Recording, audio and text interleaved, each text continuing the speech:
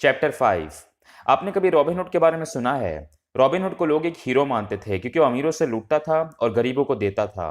Robin Hood को मरे हुए बहुत साल हो चुके हैं, लेकिन उसके फॉलोअर्स आज भी जिंदा हैं। आपको पता होगा कि आज के टाइम पे हम टैक्सेस कितने पे करते हैं, स्पेशली जो इनकम टैक्स है वो तो बहुत ही ज़्यादा है। अमेरिका और यूरोप में तो बहुत ही ज़्यादा है। मतलब अगर लोग 12 महीने काम करते हैं तो 4 से 5 महीने जो इनकम आती है वो गवर्नमेंट को जाती है। टैक्स का मतलब है वो पैसे जो आप गवर्नमेंट को दे रहे हो, फिर उससे वो गवर्नमेंट एम्प्लॉयज को पे करते हैं, जो फैसिलिटीज हैं वो प्रोवाइड करते हैं। रिच डैड रॉबर्ट को बताते हैं कि अमेरिका में पहले टैक्स नहीं होते थे। गवर्नमेंट कभी कभी टैक्स लेती थी, मतलब उस वक्त लेती थी जब जरूरत होती थी, लेकिन ये टैक्स कोई परमानेंट नहीं होते थे। 1913 में यूएसए में इनकम टैक्स परमानेंट हो गए और उसी रॉबिनहुड थ्योरी की वजह से हुआ। किसी भी कंट्री में ज्यादातर लोग हमेशा गरीब और मिडिल क्लास होते हैं, और जो अमीर होते हैं वो बहुत ही कम होते हैं। जब ये टैक्स वाला लॉ पास करना था तो गवर्नमेंट ने सबसे कहा कि ये टैक्स वाला लॉ सिर्फ अमीरों के लिए है। वो अमीरों से टैक्स लेंगे, उन्हें पनिश करेंगे और इससे सबको फैसिलिटीज दी जाएंगी। अब मेजोरिटी ने इस लॉ के लिए वोट कर दिया क्योंकि उन्हें लगा कि ये लॉ अमीरों के लिए है और जो पुअर और मिडिल क्लास हैं उन्हें इससे फायदा होगा। एक बार गवर्नमेंट ने ये लॉ पास कर दिया, इसके बाद उनका लालच बढ़ गया और कुछ टाइम बाद उन्होंने ये इनकम टैक्स पूरी पॉपुलेशन पे लगा दिया। आज लोग जितना ज्यादा कमाते हैं उतना ज्यादा उन्हें टैक्स पे करना पड़ता है। अब पुअर और मिडिल क्लास ये कहते हैं कि रिच लोगों को ज्यादा टैक्सेस पे करने चाहिए, लेकिन रिच ज्यादा टैक्स पे नहीं करते। और ऐसा नहीं कि कुछ इलीगल कर रहे हैं, वो लीगली कम टैक्स पे करते हैं। कुछ टाइम पहले मैंने पढ़ा था कि बिलियनर वॉरेन बफेट अपनी सेक्रेटरी से भी कम टैक्स पे करते हैं। वो ऐसा इसलिए कर पाते हैं क्योंकि वो लॉस का फायदा उठाते हैं। ऐसे कई सारे लॉज हैं जिनमें कम टैक्स पे करने के लिए बहुत सी अपॉर्चुनिटीज हैं। जैसे एक ये है कि कॉरपोरेशन, मतलब जो कंपनीज होती हैं, उनमें इनकम टैक्स का रेट बहुत ही कम होता है। बहुत से लोगों को ऐसा लगता है कि कंपनी मतलब कोई बहुत बड़ी बिल्डिंग या कोई बहुत बड़ा बिजनेस, लेकिन ऐसा कुछ नहीं है। कंपनी और कुछ नहीं, बस एक लीगल डॉक्यूमेंट होता है। बहुत से बिजनेसेस ऐसे भी होते हैं जिन्हें कंपनीज नहीं कह सकते क्योंकि उनके पास वो लीगल डॉक्यूमेंट नहीं होता। रिच लोग कॉरपोरेशन की पावर को यूज करते हैं और कम टैक्सेस पे करते हैं। अब ये कॉरपोरेशन और टैक्सेस का टॉपिक बहुत ही बड़ा है। इस बुक में ऑथर ने ये नहीं बताया कि आप कैसे कॉरपोरेशन बना सकते हो। यहाँ पे पर्पस सिर्फ ये बताना है कि आपको ऐसे टैक्सेस पे नहीं करने, आपको लॉस का फायदा उठाना है, फाइनेंशियली लिटरेट बनना है ताकि आप कम टैक्सेस पे करो। रिच डैड के पास बहुत से लॉयर्स भी होते थे जिन्हें वो काफ़ी पे करते थे और वो लॉयर्स उनकी हेल्प करते थे। आप भी लॉयर्स से कंसल्ट करें, इस टॉपिक को थोड़ा स्टडी करें। ऑथर ने इसके लिए एक बुक भी सजेस्ट की है जिसका नाम है इनकॉर्पोरेट एंड ग्रो रिच। इस बुक में आपको टैक्सेस और कॉरपोरेशन के बारे में काफ़ी कुछ सीखने को मिलेगा। बस ये याद रखना कि आपको लॉस का फ़ायदा उठाना है और कम टैक्सेस पे करने हैं। इसके लिए आपको थोड़ी स्टडी करनी होगी, एफर्ट करनी होगी, लेकिन फिर इससे आपके पैसे भी बचेंगे और फिर उन पैसों से आप एसेट्स बाय कर पाओगे। चैप्टर 6। इस चैप्टर के स्टार्ट में ऑथर ने दो स्टोरीज बताई हैं। सबसे पहली है अलेक्जेंडर ग्राहम बेल के बारे में। ये वो इंसान है जिसने सबसे पहले टेलीफोन इन्वेंट किया था। जब अलेक्जेंडर ने टेलीफोन इन्वेंट किया तो उसकी बहुत ज़्यादा डिमांड थी। इतनी डिमांड थी कि वो संभाल नहीं पा रहे थे। उन्होंने इसके लिए पेटेंट भी खरीद लिया था। मतलब ये कि कुछ सालों तक उनके अलावा और कोई भी इसे बना के सेल नहीं कर सकता था, जिसकी वजह से इस टेलीफोन की डिमांड बहुत ज़्यादा हो गई थी और वो इसे संभाल नहीं पा रहे थे। इसलिए फिर वो वेस्टर्न यूनियन के पास गए और उन्हें ऑफर दी कि वो अपनी कंपनी और ये पेटेंट उन्हें सेल करना चाहते हैं। इसके लिए उन्होंने $100,000 मांगे। वेस्टर्न यूनियन ने कहा कि ये प्राइस बहुत ज़्यादा है और उन्हें मना कर दिया। अब इसके बाद अलेक्जेंडर ने हार नहीं मानी। उन्होंने बहुत मेहनत की और AT&T शुरू की, जो कि उनकी कंपनी का नाम था, और आज वो $1 बिलियन कंपनी है।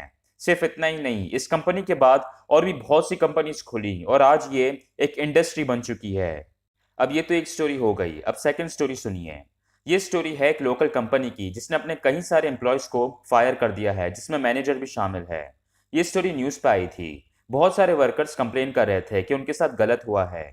इन्हीं वर्कर्स में एक मैनेजर भी थे जिसकी एज कुछ 45 ईयर्स थी और वो अपनी बीवी बच्चों के साथ आए हुए थे।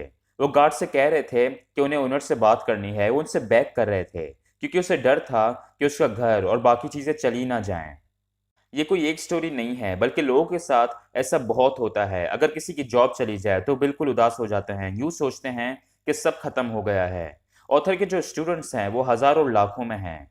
ऑथर कहते हैं कि उन सब के अंदर बहुत टैलेंट है, वो बहुत कुछ कर सकते हैं, लेकिन एक चीज़ है जो उन्हें रोकती है, और वो है डर। वो चीज़ों से डरते हैं, उनके अंदर इतने गट्स नहीं हैं। बहुत से लोगों के पास नॉलेज होती है, उन्हें पता होता है कि उन्हें क्या करना है, क्या स्टेप लेना है, लेकिन फिर भी वो एक्शन नहीं लेते क्योंकि उनके अंदर इतनी हिम्मत नहीं है। उन्हें डर होता है कि अगर उन्होंने ये इन्वेस्टमेंट कर ली तो उनके पैसे ना डूब जाएं या कोई और मसला ना हो जाए। ये बात हमेशा याद रखना कि जब आप इन्वेस्टमेंट्स करते हो और अगर आप अमीर बनना चाहते हो तो आपके बहुत से पैसे डूबेंगे, आपको बहुत सी जगहों पर नुकसान होगा। रॉबर्ट कियोसाकी को भी बहुत सी इन्वेस्टमेंट्स पर लॉस हुआ है, लेकिन वो रुकते नहीं हैं, वो अपने उन एक्सपीरियंसेस से सीखते हैं। जैसे जैसे आपका एक्सपीरियंस बढ़ेगा आपका लॉस कम होता जाएगा। रिच बनने के लिए फाइनेंशियल नॉलेज और हिम्मत दोनों चीज़ें चाहिए।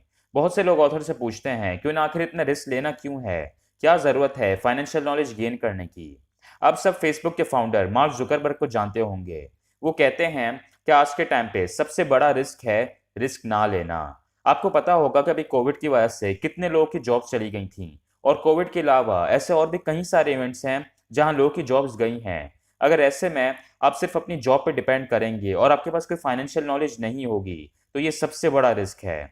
ऐसे टाइम पे वही लोग आराम से रह पाते हैं जिनके पास एसेट्स और फाइनेंशियल नॉलेज हो। ये लोग अपने बॉसेस को सैलरी बढ़ाने का नहीं कहते और ना ही इन्हें कोई फाइनेंशियल प्रॉब्लम्स होती हैं। इस चैप्टर में ऑथर ने हमें एक और लेसन दिया है। मिडिल क्लास और पुअर में ये आदत बहुत होती है और वो है दूसरों को ब्लेम करने की। वो अक्सर कहते हैं कि गवर्नमेंट अच्छी नहीं है, महंगाई कम नहीं होती, उनके बॉस उनकी सैलरी नहीं बढ़ा रहे, पूरा दिन काम करवाते हैं और जितने पैसे मिलने चाहिए उतने मिलते नहीं हैं। आप कभी भी दूसरों को बदल नहीं सकते, इसलिए दूसरों को ब्लेम करके कोई फायदा नहीं होगा। अगर आप खुद रिस्पॉन्सिबिलिटी लोगे तो वो ज़्यादा अच्छा होगा, क्योंकि इंसान खुद को बदल सकता है। चैप्टर 7। एक बार रॉबर्ट क्यूसाकी एक स्पीकिंग इवेंट पर गए थे। इवेंट के बाद एक फीमेल रिपोर्टर ने उनका इंटरव्यू लिया। उस रिपोर्टर ने ऑथर से कहा कि वो भी एक दिन उनकी तरह बेस्ट सेलिंग ऑथर बनना चाहती है। तो रॉबर्ट क्यूसाकी ने उस रिपोर्टर के कुछ आर्टिकल्स पढ़े और वो उन्हें बहुत पसंद आए। ऑथर ने उस रिपोर्टर से पूछा कि किस चीज़ ने उसे रोका हुआ है। तो रिपोर्टर ने कहा कि पता नहीं, सबको मेरे आर्टिकल्स बहुत पसंद आते हैं बट कुछ हो नहीं रहा। फिर रिपोर्टर ने रॉबर्ट कियोसाकी से एडवाइस मांगी। तो ऑथर ने रिपोर्टर से कहा कि उसे कुछ सेल्स ट्रेनिंग कोर्स लेने चाहिए। ये सुनकर रिपोर्टर को गुस्सा आया और उसने रॉबर्ट कियोसाकी से कहा कि मेरे पास एक मास्टर्स डिग्री है, मैं एक प्रोफेशनल हूँ, और आप चाहते हैं कि मैं एक सेल्समैन बन जाऊं। तो ऑथर ने अपनी बेस्ट सेलिंग बुक उठाई और कहा, ये देखो, ये एक बेस्ट सेलिंग बुक है, ना कि बेस्ट राइटिंग बुक। अब ये तो एक एग्जाम्पल है। ऑथर ने ऐसे लोग अपनी लाइफ में बहुत देखे हैं और हम लोग भी अक्सर देखते हैं। इन लोगों के पास बहुत टैलेंट होता है लेकिन ये ज़्यादा आगे नहीं बढ़ पाते, ज़्यादा रिच नहीं बन पाते। राइटर्स, डॉक्टर्स, पेंटर्स, इवन जो मैकेनिक्स हैं उनमें भी बहुत टैलेंट होता है, लेकिन ये ज़्यादा रिच इसलिए नहीं बन पाते क्योंकि वो उन स्किल्स को नहीं सीखते जो इन्हें सीखनी चाहिए। आपने कभी मैकडोनल्ड्स का बर्गर खाया है? चांसेस हैं कि आपने खाया हो। क्या आप मैकडोनल्ड्स से ज़्यादा अच्छा बर्गर बना सकते हो? ज़्यादातर लोग बना सकते हैं, लेकिन फिर भी वो मैकडोनल्ड्स जितना पैसा नहीं कमा सकते क्योंकि उन्हें बिजनेस करना नहीं आता, उन्हें मैकडोनल्ड्स जैसी सेलिंग और मार्केटिंग नहीं आती। अभी हमने जिस फीमेल राइटर की एग्जाम्पल डिस्कस की वो बहुत अच्छा लिखती है लेकिन उसे सेलिंग और मार्केटिंग नहीं आती। ऑथर कहते हैं कि सिर्फ अच्छा बर्गर बनाना काफ़ी नहीं है, आपको बिजनेस करना भी आना चाहिए। मतलब सिर्फ टैलेंट होना काफ़ी नहीं है, आपके पास और भी स्किल्स होनी चाहिए जिसकी हेल्प से आप उस टैलेंट से पैसे कमा सकें। रिच डैड लर्निंग में बहुत मानते थे। वो रॉबर्ट को भी यही सिखाते थे कि उन्हें सिर्फ एक चीज़ पे ध्यान नहीं देना बल्कि डिफरेंट एरियाज में चीज़ें सीखनी हैं। अगर आप सिर्फ इसी चीज़ पे फोकस करोगे कि कैसे आप एक अच्छा बर्गर बना लो, तो क्या सिर्फ ये करने से आप रिच बन जाओगे? ऑफ कोर्स नहीं, इसमें और भी बहुत सी चीज़ें आती हैं। ऑथर ने 1969 में अपना ग्रेजुएशन ख़त्म किया और वो ग्रेजुएशन के बाद उन्हें स्टैंडर्ड ऑयल ऑफ कैलिफोर्निया में जॉब मिल गई। वहाँ वो साल के $42,000 अर्न कर रहे थे और उन्हें वहाँ पे साल के सिर्फ 7 महीने काम करना होता था और बाकी 5 महीने ऑफ। वो चाहते तो इन 5 महीनों में और कोई जॉब कर सकते थे, लेकिन वो ऐसे नहीं करते थे। वो ज़्यादा से ज़्यादा टाइम लर्निंग को देते थे, नई नई चीज़ें सीखते थे, नई नई स्किल्स सीखते थे।